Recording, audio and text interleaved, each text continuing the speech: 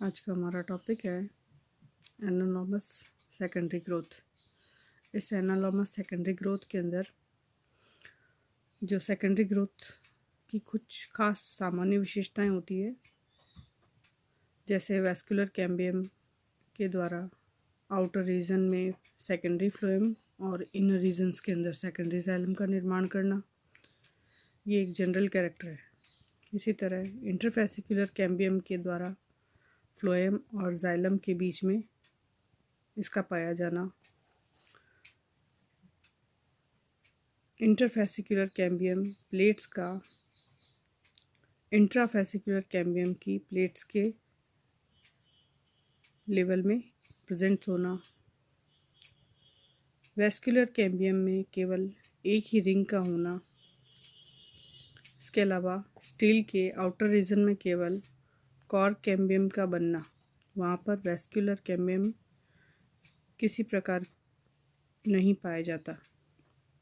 लेकिन जो vascular plants होते हैं, जैसे डाइकोट प्लांट्स के अंदर कुछ एबनॉर्मल एक्टिविटीज़ हो जाती है, जिसके कारण सेकेंडरी ग्रोथ के कारण कुछ एबनॉर्मल ग्रोथ जो होती है, वो एबनॉर्मल ग्रोथ है, वो कैम्बियम की असामान्य स्थिति, अनयूजुअल पोजीशन के कारण होती है।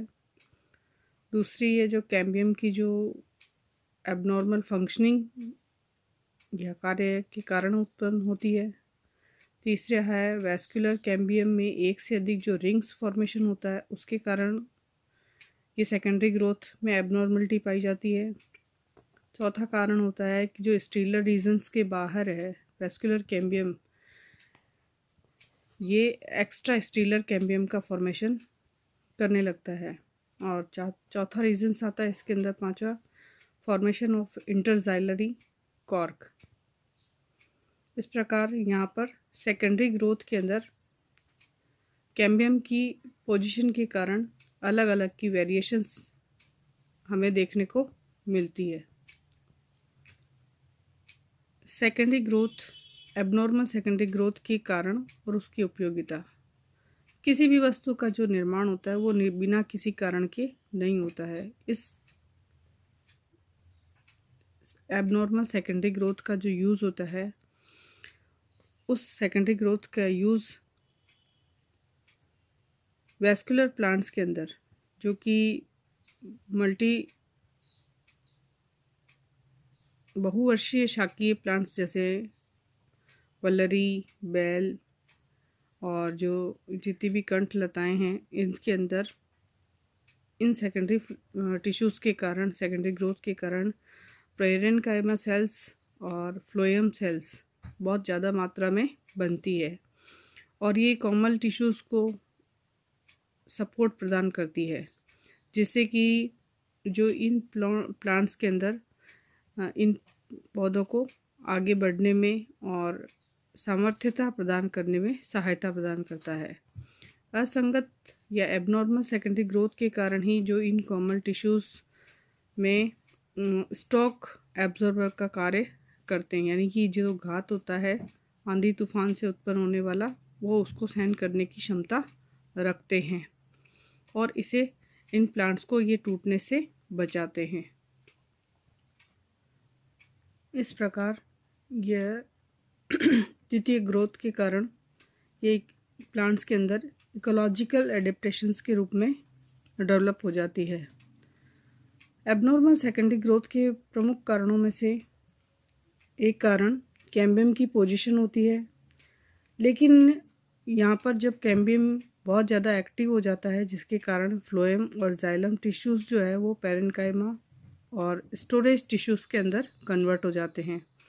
जिसका एग्जांपल है, जैसे जड़ों के अंदर जो बीट रूट होती है, उसके अंदर चुकंदर खाद्य पदार्थों के संग्रहण के लिए बहुत ज़्यादा टिश्यूज़ उसके अंदर पाए जाते हैं, जो कि फूड को स्टोर करने का काम करते हैं।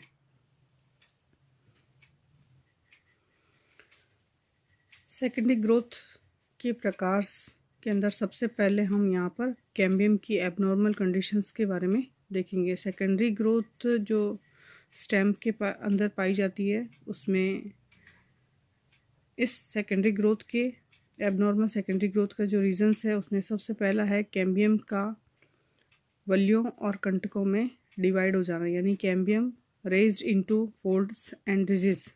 इस प्रकार की जो कैम्बियम की जो स्ट्रक्चर होती है वो सेकेंडरी ग्रोथ में सबसे पहले शेंक द्वारा 1892 के अंदर आरोही प्लांट्स थिनोइया स्कैंडस के अंदर देखी गई थी। और उसने इस प्लांट्स के अंदर देखा कि जो प्लांट की जो इंटरनल स्ट्रक्चर होती है उसमें जो कैम्बियम पाए जाते हैं वो उसके अंदर बहुत सारे रीजेस और ग्रूव्स के अंदर वो डिवाइड होते हैं। इन्हीं रीजेस और ग्रूव्स के कारण एक स्पेशल टाइप की संरचना का निर्माण इसके अंदर हो जाता है। ये स्पेशल टाइप की जो संरचना बनती है वो सेकेंडरी ग्रोथ के कारण ही इसके अंदर बनती है।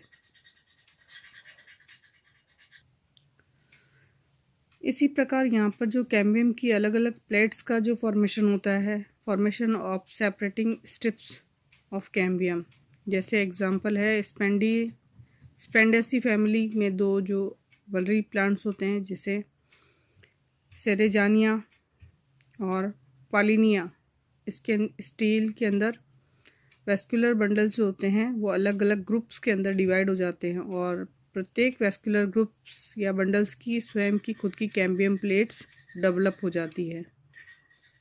जैसा कि हमें डायग्राम में शो किया जा रहा है, ये सेरेजानिया स्टेम का सेक्शन है जिसके अंदर एपिडर्मिस, फ्लोएम सर्कल्स, कॉर्टेक्स और पिथ पार्ट हमें दिखाई देता है। इसके अंदर जो कैम्बियम प्लेट्स एक पूरे रिंग के अंदर डेवलप हो जाती है और कैम्बियम की इंटरनल स्ट्रक्चर के अंदर जो कैम्बियम रिंग है वो अपनी एक्टिविटी के कारण आउटर की ओर सेकेंडरी फ्लोएम और इनर की ओर सेकेंडरी जाइलम का फॉर्मेशन करती है। और कुछ समय बाद स्टैंड में पेरिडम भी अलग अलग इसके अंदर फॉर्मेशन हो जाती है। थर्ड जो टॉपिक आता है उसके अंदर कैम्बियम की एबनॉर्मल फंक्शनिंग आता है, जिसके अंदर जो एग्जांपल है वो आरोही प्लांट्स लियंस में जो ये स्टेम्स पाई जाता है उसका एग्जांपल है एरिस्ट्रोलोकिया। इसके अंदर कैम्बियम की एबनॉर्मल डिस्ट्रीब्यूशंस जो है जाइलम और चौड़ी होती है, उसमें मेडलरी रेज का फॉर्मेशन हो जाता है और ये कंडीशन हमें इस डायग्राम के अंदर दिखाई देती है। ये डायग्राम एरिस्ट्रोलोकिया के स्टेम का है जिसके अंदर हमें जो जाइलम है वो जाइलम्स में मेडलरी रेज का फॉर्मेशन हो जाता है। और दूसरा एग्जांपल है वो वाइटिस का है, इसके भी स्टेम के अंदर जो कैम्बियम स्ट्रक्चर है वो कैम्बियम स्ट्रक्चर में कैम्बियम रिंग का बाहरी और भीतरी दोनों ही भाग में पैरेन्काइमेटा सेल्स का फॉर्मेशन हो जाता है, जिससे कि इसके पिथ रीजन्स के अंदर रेज का फॉर्मेशन हो जाता है। एरिस्ट्रोलोकिया और वाइटिस दोनों में ही कैम्बियम रिंग में केवल इंटरफेसिकुलर कैम्बियम ही सेकेंडरी वेस्कुलर कैम्बियम और सेकेंडरी जाइलम इनर की ओर तथा आउटर पार्ट में सेकेंडरी फ्लोएम का फॉर्मेशन करता है। और यही फ्लोएम जो है वो फ्लूट्स के फॉर्म में हमें दिखाई देता है। इस प्रकार इंटरफेसिकुलर कैम्बियम से अंदर और बाहर दोनों की तरफ ही मेडुलरी रेज के रूप में हमें पैरेन्काइमेटा सेल्स का इसके अंदर निर्माण हो जाता है। ये एक एबनॉर्मलिटी हमें एरिस्ट्रोलोकिया के प्लांट्स के अंदर दिखाई देती है। दूसरा जो उदाहरण हमें दिखाई देता है जैसे डायग्राम में दिखाया गया है, यह है बिग्नोनिया स्टेम के जो ट्रांसफर सेक्शंस के अंदर हमें दिखाई देता है। इसके अंदर बिग्नोनिया के अंदर जो वेस्कुलर कैम्बियम के कारण फ्लोएम टिश्यू बहुत अधिक मात्रा में बनते हैं और सेकेंडरी जाइलम बहुत कम मात्रा में इसके अंदर बनते हैं। और इसमें 4 स्थानों पर सेकेंडरी जाइलम के बीच में फ्लोएम की 4 स्पष्ट विजेस बन जाती है और ये चारों ही क्रॉस रूप में अरेंज होती है, जिसके कारण इन चारों ही विजेस के अंदर सेकेंडरी फ्लोएम पाया जाता है।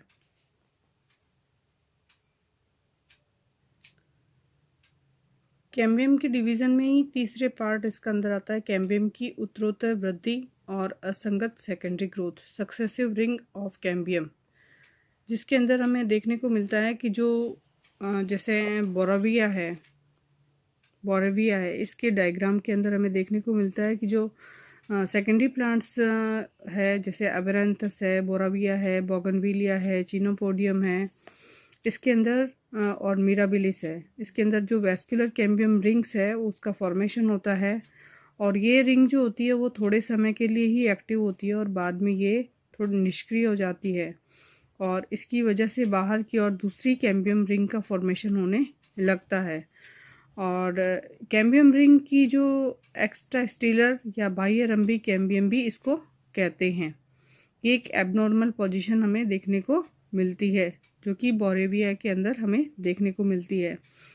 इसके अंदर पेरिसाइकिल या कॉर्टेक्स से निर्मित यह एक्स्ट्रा कैम्बियम रिंग जो केवल 1 वर्ष के लिए ही एक्टिव होती है, इसके बाद ये अपना काम करना बंद कर देती है और आने वाले साल में ये सेकेंडरी ग्रोथ के लिए फिर से नई कैम्बियम रिंग का फॉर्मेशन करती है, जिसमें कि बाहर या कॉर्टेक्स या पेरिसाइकिल से ये इसका निर्माण होता है। इस प्रकार ये उत्तरोत्तर कैम्बियम रिम्स का या सक्सेसिव कैम्बियम रिम का बार बार फॉर्मेशन इसके अंदर हर साल होता रहता है।